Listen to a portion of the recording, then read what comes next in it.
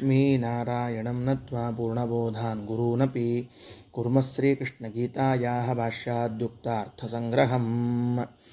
ಗೀತಾ ವಿವೃತಿ ಪಾಠ 2ನೇ ಅಧ್ಯಾಯ 12ನೇ ಶ್ಲೋಕ. ನತ್ವೇವಾಹಂ ಜಾತುನಾಸಂ ನತ್ವಂ ನೇಮೇ ಜನಾಧಿಪಾಃ ನ ಚೈವ ನ ಭವಿಷ್ಯಾಮಃ ಸರ್ವೇ ವಯಮತಃ ಪರಂ. ಈ ಶ್ಲೋಕದಲ್ಲಿ ಏನು ಮಾಡಿದ್ರು? ಅತ್ರ ಪೂರ್ವ ಉತ್ತರಾರ್ಧಾಭ್ಯಾಂ ಕಾಲದ್ವಯ ಸಂಬಂಧೋಕ್ತ್ಯ ಅನಾದಿನಿತ್ಯತ್ವಂಚ ಉಕ್ತಂ. ಪೂರ್ವಕಾಲ ಉತ್ತರ ಕಾಲಗಳ ಸಂಬಂಧವನ್ನು ಹೇಳಿಬಿಟ್ಟು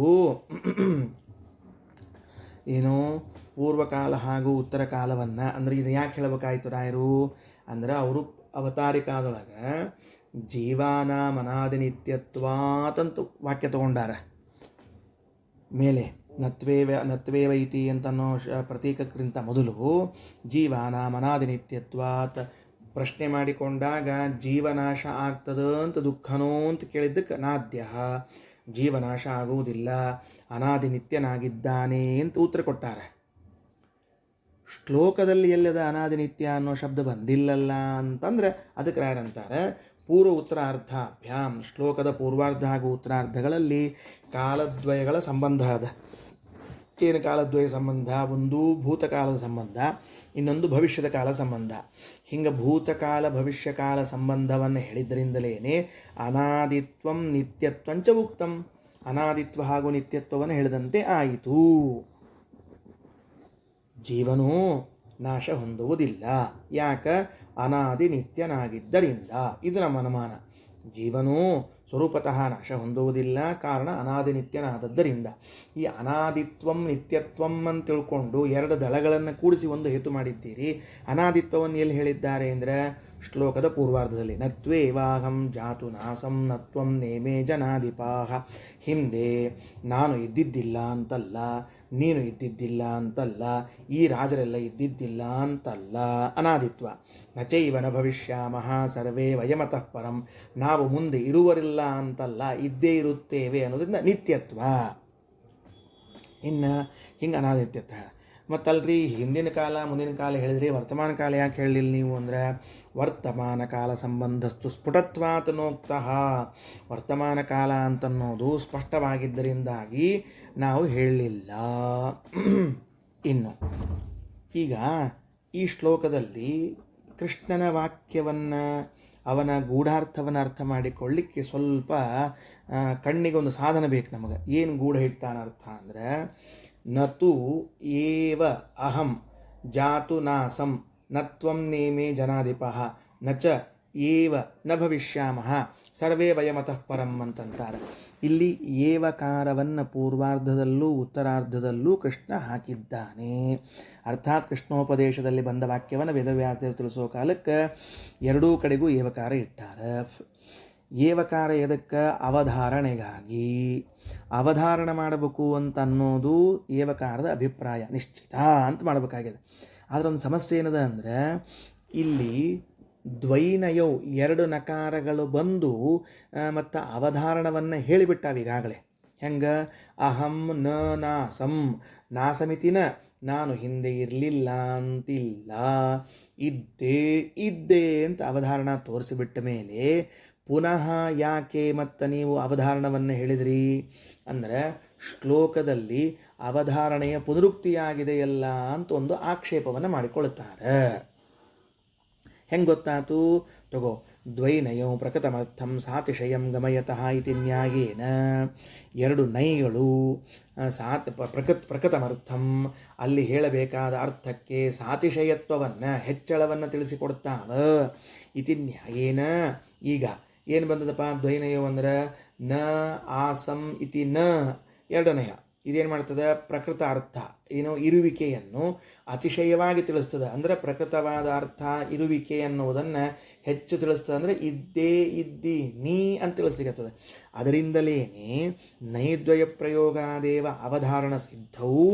ಹಿಂಗಿರುವಾಗ ಪುನಃ ತದುಕ್ತಿ ಮತ್ತು ನತ್ವೇವಾಹಂ ನಚೈವ ನ ಭವಿಷ್ಯಾಮಃ ಅಂತ ಎರಡು ಕಡೆಗೆ ಅವಧಾರಣವನ್ನು ಯಾಕೆ ಹೇಳಬೇಕಾಯಿತು ಅಂತಂದರೆ ಅದಕ್ಕೆ ಹೇಳ್ತಾರೆ ನಿತ್ಯೋ ನಿತ್ಯಾನಾಂ ಚೇತನಶ್ಚೇತನಾನಾಂ ಅನ್ನುವಂತಹ ಕಾಠಕದ ವಾಕ್ಯವೂ ಮತ್ತು ಸ್ವದೇಹ ಯೋಗ ವಿಗಮೋ ಜರ ನಾಮ ಜನ್ಮ ಮೃತಿಪುರ ಇಷ್ಯೇತೆ ಹೇವ ಜೀವಸ್ಯ ಮುಕ್ತೇಃ ನತು ಹರೇಃ ಕ್ವಚಿತ್ ಇತಿ ಶ್ರುತಿಸ್ಮೃತಿ ಪ್ರಸಿದ್ಧಿದ್ಯೋತನಾರ್ಥ.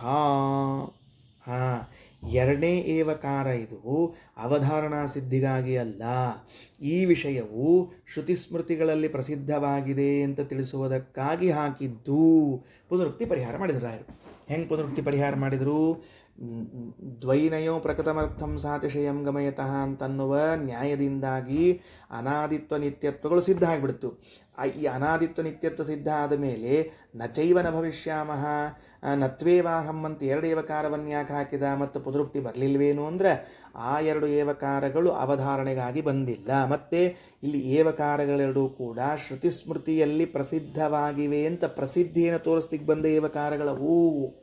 ಏನು ಶ್ರುತಿ ಸ್ಮೃತಿಯಲ್ಲಿ ಪ್ರಸಿದ್ಧಿ ಅದಪ್ಪ ಅಂದ್ರೆ ನಿತ್ಯೋ ನಿತ್ಯಾನಾಂ ಅಂದ್ರೆ ಕಾಟಕದಲ್ಲಿ ಹೇಳುವಾಗ ಯಮದೇವರು ನಿತ್ಯಾನಾಂ ನಿತ್ಯರಾದ ಜೀವರಾಶಿಗಳಿಗಿಂತಲೂ ಕೂಡ ಪರಮಾತ್ಮ ಏನಾಗಿದ್ದಾನ? ನಿತ್ಯನಾಗಿದ್ದಾನೆ, ಪರಮನಿತ್ಯನಾಗಿದ್ದಾನೆ ಅಂತ ತಿಳಿಸಿದ್ದಾರೆ. ಅಂದಮೇಲೆ ಅನಾದಿ ನಿತ್ಯತ್ವ ಸಿದ್ಧ ಆಯಿತು. ಮತ್ತೆ ಈಗ ಮತ್ತು ಮರಣ ಮತ್ತು ಹುಟ್ಟು ಅಂತನ್ನುವುದು ನಿತ್ಯನಾಗಿರುವಂಥವರಿಗೆ ಇದೆಯೋ ಇಲ್ವೋ? ಪರಮಾತ್ಮ ಅನಾದಿನಿತ್ಯ, ಜೀವರು ಅನಾದಿನಿತ್ಯ. ಮತ್ತು ಜೀವನಿಗೆ ನಮಗೆ ಅನಾದಿನಿತ್ಯತ್ವ ಇದ್ದರೂ ಕೂಡ ಹುಟ್ಟು ಸಾವುಗಳದ. ಪರಮಾತ್ಮ ಅನಾದಿನಿತ್ಯನಾಗಿದ್ದರಿಂದ ಅವನಿಗೇನಾದರೂ ಹುಟ್ಟು ಸಾವುಗಳದ ಏನು ಅಂತ ಕೇಳಿದ್ರೆ, ಸ್ವದೇಹ ಯೋಗ ವಿಗಮೌ ನಾಮ ಜನ್ಮ ಮೃತಿಪುರ ಇಷ್ಯೇತೆ ಹೇವ ಜೀವಸ್ಯ ಮುಕ್ತೇಹೇ ಪುರ. ಮುಕ್ತಿಗಿಂತಲೂ ಮೊದಲು ಜೀವಸ್ಯ ಈ ಜೀವನಿಗೆ ಜನ್ಮ ಮೃತಿ ಹುಟ್ಟು ಸಾವುಗಳೆಂಬುವುದು ಯಾವುದು? ಸ್ವದೇಹ ಯೋಗ ಸ್ವದೇಹ ವಿಗಮ ಎನ್ನುವ ಹುಟ್ಟು ಸಾವುಗಳು ಇಷ್ಯೇತೆ ಇದ್ದೇ ಇರ್ತದೆ. ಆದರೆ ಹರೇಹೇ ನತು ಕ್ವಚಿತ ಭಗವಂತನಿಗೆ ಯಾವ ಕಾಲದಲ್ಲೂ ಹಾಗಿರುವುದಿಲ್ಲ ಎಂಬ ಸ್ಕಂದ ಪುರಾಣದ ವಾಕ್ಯವು ಏನು ತಿಳಿಸಿಕೊಡ್ಲಿಕ್ಕತ್ತದ? ಭಗವಂತನಿಗೆ ಏನು ತಿಳಿಸಿಕೊಡ್ಲಿಕ್ಕತ್ತದ ಅಂದರೆ ನಿತ್ಯ ಮುಕ್ತತ್ವ ಅಂತನ್ನುವುದನ್ನಲ್ಲ, ಅನಾದಿ ನಿತ್ಯತ್ವವನ್ನು ತಿಳಿಸಿಕೊಡ್ತಾ ಇದೆ.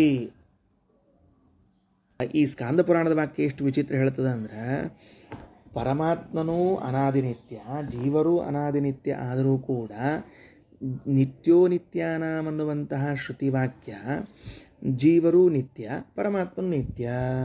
ಏನು ವಿಶೇಷ ಏನು ಬಂತು ಅಂತ ಕೇಳಿದ್ರೆ ಅದಕ್ಕೆ ತೆಳಗೆ ಸ್ಕಾಂದ ಪುರಾಣದ ವಾಕ್ಯ.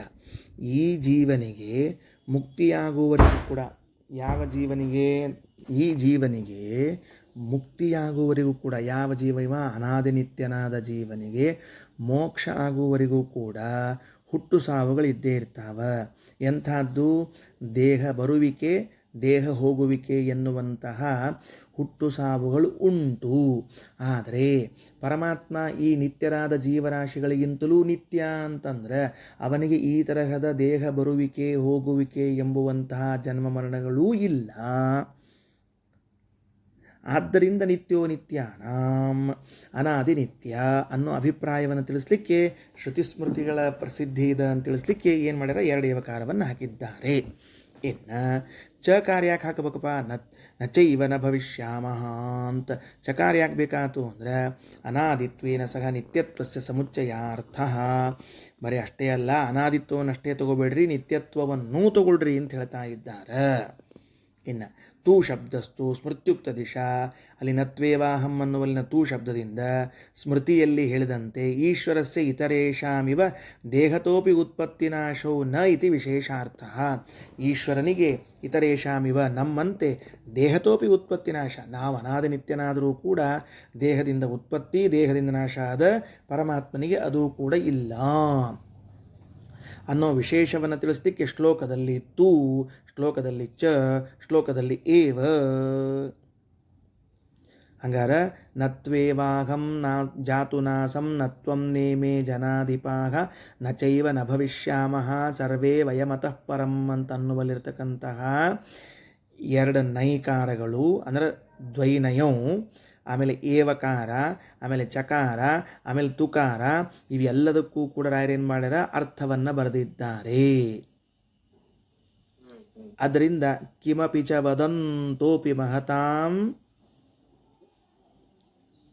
ಕಿಂ ಅಪಿ ಚ ಇವುಗಳ ಅರ್ಥವನ್ನು ಹೇಳ್ತಾ ಅನ್ನೋ ಟೀಕಾಕೃತ್ವ ಅದರ ಮಾತನ್ನು ನೆನಪಿಸಿಕೊಡ್ತಾರೆ.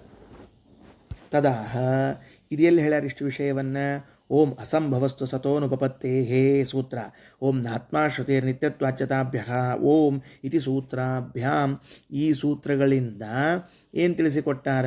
ಭಗವಂತನಿಗೆ ಉತ್ಪತ್ತಿ ನಾಶಗಳಿಲ್ಲ. ಯಾಕ? ಅವ ನಿತ್ಯನಾಗಿದ್ದಾನೆ ಅನ್ನುವಂತಹ ಸೂತ್ರಗಳು ಹೇಳ್ಯಾರ. ನೋಡು, ಸೂತ್ರ ಯೋಜನಾ ಎಲ್ಲಿ ಮಾಡಿದ್ರು? ರಾಯರು ಗೀತಾಕ್ ಮಾಡಿ ತೋರಿಸ್ತಾರೆ.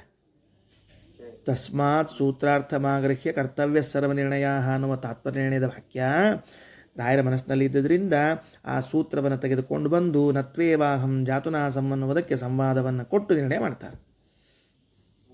ತತ್ರ ಅಣುಭಾಷ್ಯಮಪಿ, ಅಲ್ಲಿ ಬಂದಿರುವಂತಹ ಅಣುಭಾಷ್ಯ ಹೆಂಗದ ಅಂದರೆ ಸೋನುತ್ಪತ್ತಿಲಯ ಕರ್ತ ಸಹ ಅನುತ್ಪತ್ತಿಲಯ, ಅವನಿಗೆ ಹುಟ್ಟು ಸಾವುಗಳು ಅಂತನ್ನುವುದು ಇಲ್ಲ ಅಂತ ಹೇಳುವ ಮಾತು. ಹಾಗಾಗಿ ಈ ಅರ್ಥವನ್ನು ನಾವು ತಿಳ್ಕೊಳ್ಬೇಕು. ನತ್ವೇವಾಹಂ ಜಾತುನಾಸಂ ನತ್ವಂ ನೇಮೇ ಜನಾಧಿಪಾಘ ನಚೈವನ ಭವಿಷ್ಯಾಮಃ ಸರ್ವೇ ವಯಮತಃ ಪರಂ. ಮುಗಿದು ಹೋತು. ಇದು ಮುಗಿದ ಮೇಲೆ ಇದಿಷ್ಟು ಪ್ರಾಯ ಗೀತಾ ಭಾಷ್ಯದಲ್ಲಿ ಬಂದಿರುವಂಥ ಅರ್ಥ ಮುಗಿಸಿ ಇನ್ನು ಗೀತಾ ತಾತ್ಪರ್ಯದಲ್ಲಿ ಬಂದಿರುವಂಥ ಅರ್ಥವನ್ನು ಇಟ್ಕೊಂಡು ಮತ್ತೆ ವ್ಯಾಖ್ಯಾನ ಮಾಡಲಿಕ್ಕೆ ಹೊರತಾರೆ. ಇದೇ ಶ್ಲೋಕಕ್ಕೆ ಅದನ್ನು ತಿಳ್ಕೋಬೇಕು. ಸರಿ, ಶ್ರೀಕೃಷ್ಣ ಅರ್ಪಣಮಸ್ತು.